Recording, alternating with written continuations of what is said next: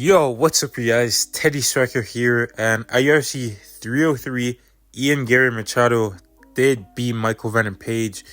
He showed his new skills. Typically, he goes out there and he looks to strike with his opponents, and it's his opponents that are trying to take him down. But because he has the height, reach, and speed advantage, and also he's usually the better striker, between him and his opponent, he just, goes out there and outstrikes them. And, it typically goes to a decision. He has some KOs here and there, but he's mainly like a point fighter, stay on the outside, let his opponents throw a shot, evade, and then counter, and then move out. That's basically his whole game plan. But with Michael Venom Page, in terms of height, he's got the same attributes as Ian Garry. He's got a longer reach than Ian Garry, and he's also faster than Ian Garry. And overall, he's just a better striker. And Ian, he was talking before the fight like he was going to strike with him. But in my opinion, he did what he was supposed to, implement the grappling, because in the past, we've seen that Michael Venom Page is very, very hard to beat him on the feet. But you're going to have a much easier time dealing with him on the ground. And he was able to take advantage of that, and Michael Venom Page's hole on the ground.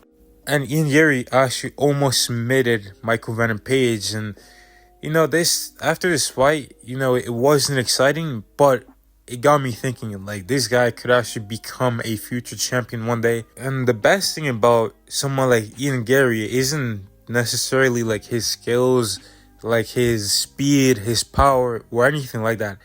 It's mainly just his mentality, and this is something that Bruce Lee talked about before. As a human being, how can I express myself totally and completely? Now, that way, you won't create a style, because style is a crystallization, that way, it's a process of continuing growth. And Ian Garry, he goes and travels the world, and he's, constantly trying to learn new ways to be a better fighter. He's talking about wanting to be the best fighter of all time, and he's trained in several places. Like, he trained in the UK with Leon Edwards and his brother.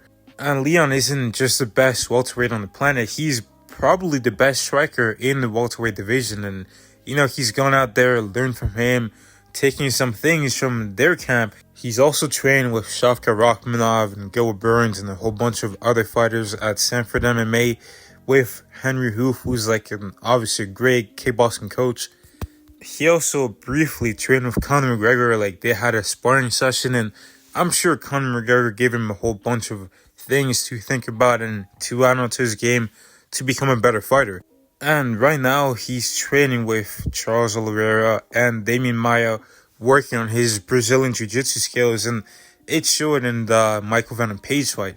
And in the past, he has talked about wanting to train with Israel Adesanya at City Kickboxing. So this guy's just constantly trying to learn and better his game, and that's something that's very special and unique. Not many fighters do this, obviously, because, they have a family somewhere, they have a training camp, they're loyal and everything. But, Ian Garry, he does have a family as well, and either maybe there's several things has gone into this. Maybe he's been kicked out of several gyms, so he's just had to be kind of a nomad and just adapt to whatever environment he's in. Or maybe a part of it is that he's been kicked out, and a part of it is he's just left, and seeing that he wasn't progressing as much, so he's just gone out and decided, what, I'm gonna train here, and just constantly add on new skills. And the greatest fighter of all time, arguably George St. Pierre, he did something very similar. He went out there and he trained with a legendary boxing coach in Freddie Roach, who was Manny Pacquiao's head coach, to work on his boxing skills. George St. Pierre has also gone to Thailand to work on his Muay Thai skills, to level up in his striking even more. And he's also worked on his grappling with one of the best jiu-jitsu coaches as well in John Danaher. And George St. Pierre was a guy that didn't really have many holes in his game. He was also a guy that was able to beat some fighters in their own game. He was able to submit a guy like Matt Hughes. He was able to out-grapple a guy like Matt Serra, out-grapple a guy like John Fitch. like things like that, and also knock down a striker like Michael Bisping. And we've also seen this with Kamaru Usman. Like Kamaru Usman, he used to train with Henry Hooft and those guys at Sanford MMA, and his striking wasn't the best. Like he went over to train with Trevor Woodman, and he took on Jorge Masvidal. And in their first fight, that was his first time training with Trevor Woodman, so he wasn't really sharp. He was leaving himself open when he was opening up with combinations and getting countered by what appeared to be a far better striker. And going to the rematch, like people are like, Usman's just gonna hold him up against the fence the whole time. No way he's gonna strike with Jorge Masvidal. But there came the rematch, and Usman was a lot better in his striking. Like he was setting up some shots better. He was getting the timing better. His footwork was so much better. He was hitting Masvidal and not getting countered. And he had all the abilities, the attributes. He was the same fighter, but he was in a different environment with a different coach that could see certain things that his old coaches couldn't, because they got so used to him and so used to the way he was. But with a new coach, Trevor, he really was able to tell him that he was a champion because of his jab, work on that cross, work on setting up his shots, and he put on some of his career best performances with Trevor Woodman. And Ian Garry is doing something very similar. He's getting better with most of his fights. Like with the Jeff Neal fight, you didn't really see too much, but he still has room to grow. Like he's by far not. I don't think right now, if you put him in a title fight, I don't think he's winning that. I think that some of these guys at the top of the welterweight division, like Kamaru Usman, Shavkat Rakhmonov, Leon Edwards, even maybe a Jack Della Maddalena, that's like the closest fight.